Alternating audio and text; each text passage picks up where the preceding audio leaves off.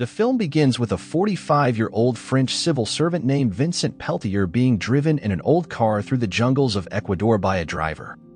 The car breaks down along the way, and the men are forced to walk in the rain. The driver mentions that they are on the territory of a dangerous tribe. After some time, they are detained and taken to the tribe's chief, who wants to know Vincent's life story, whether he is an honest man, and whether he is worthy of walking on their land. The civil servant begins his story.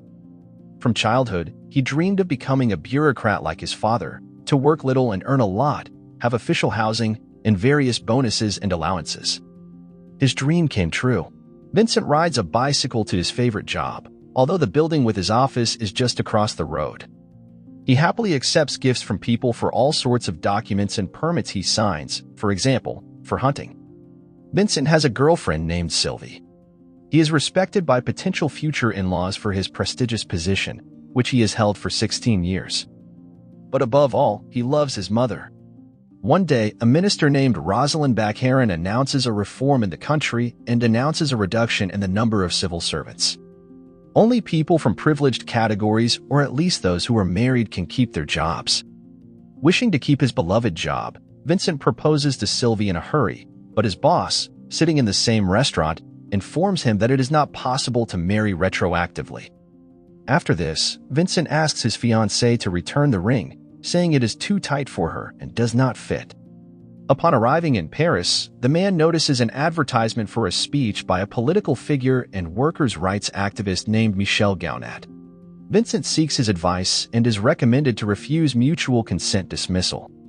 But Michel warns that for this, Vincent will be sent to serve in difficult places until he changes his decision. Missing Sylvie, Vincent calls her home. Her mother answers the phone and asks him not to call anymore. It turns out her parents have found a new civil servant for their daughter. Vincent realizes that Sylvie was only interested in his position. Then, the man visits the office of an inspector named Isabelle Bailliencourt, who oversees the new assignments of employees.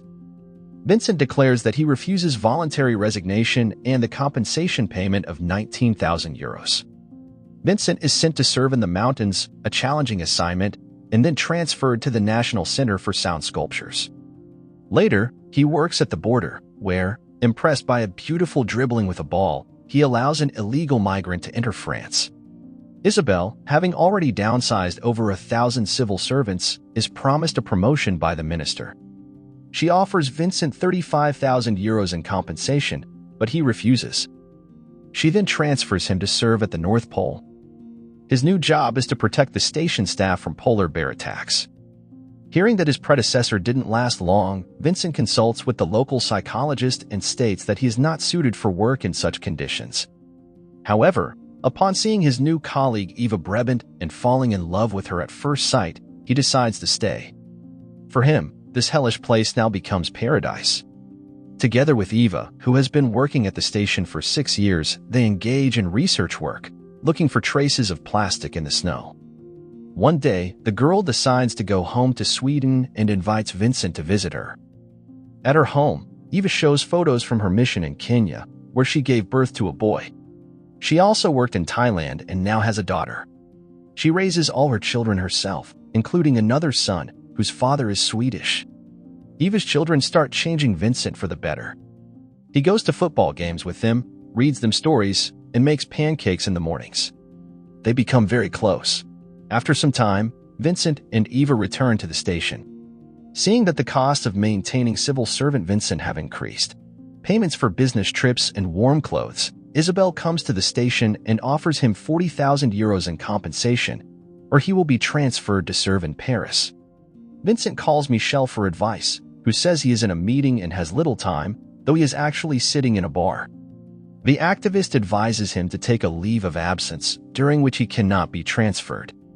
Initially wishing to stay in Sweden, Vincent did not account for the local winter and polar nights.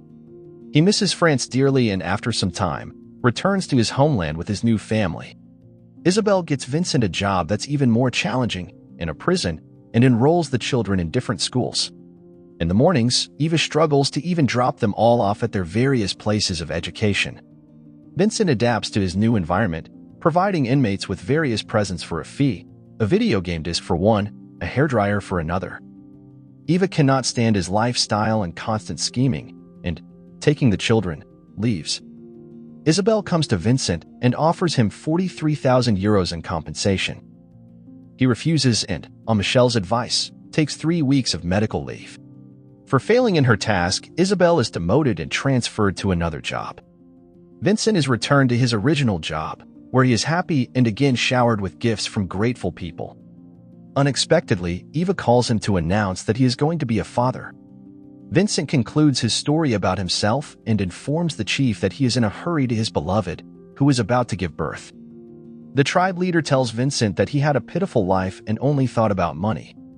The sage advises him to learn from his mistakes and be a better person, then lets him and the driver go. Vincent tells Eva that he did not quit but took 3 months of parental leave. Seeing his beloved's dissatisfaction, as well as the fact that newborns in this region do not have access to vaccines, he decides to leave his beloved job. The offered compensation of 45,235 euros does not satisfy him. Isabel pays him an additional 4,765 euros from her purse, writing a check.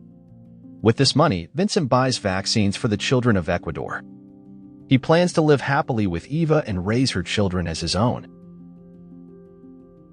Don't forget to subscribe to the channel to not miss out on new videos. Thanks for watching.